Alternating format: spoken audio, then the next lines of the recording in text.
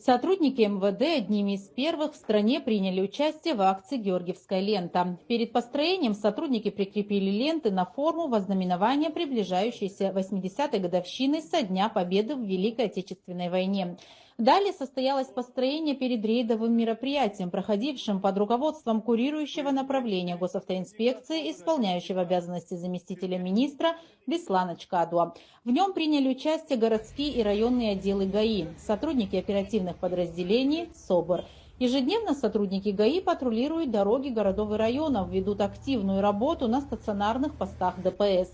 5 мая рейдовые мероприятия проходили с упором на город Сухум. Особое внимание замминистра Чкадуа поручил уделять выявлению автомобилей, на которых незаконно установлены спецсигналы и так называемые проблесковые маячки без соответствующего на то разрешения. Среди основных акцентов работы личного состава – водители, пребывающие за рулем в нетрезвом состоянии. В преддверии курортного сезона 2025 года активизирована работа по выявлению недобросовестных водителей общественного транспорта, осуществляющих перевозку пассажиров без наличия соответствующей на то лицензии.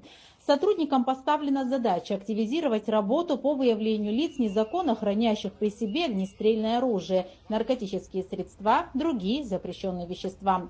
В МВД напоминают о полном запрете на тонирование лобовых стекол автомобилей. Подобные правонарушения сотрудники пресекают на месте, устраняя запрещенную пленку. Таким образом, было растонировано более 60 автомашин.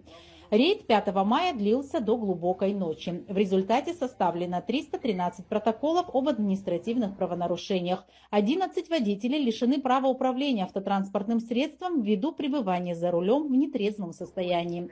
Рейдовые мероприятия, согласно приказу министра Роберта Кьют, будут продолжены далее, вплоть до минимизации нарушений ПДД водителями. В МВД напоминают, что основной целью рейдов является спасение жизни и здоровья граждан.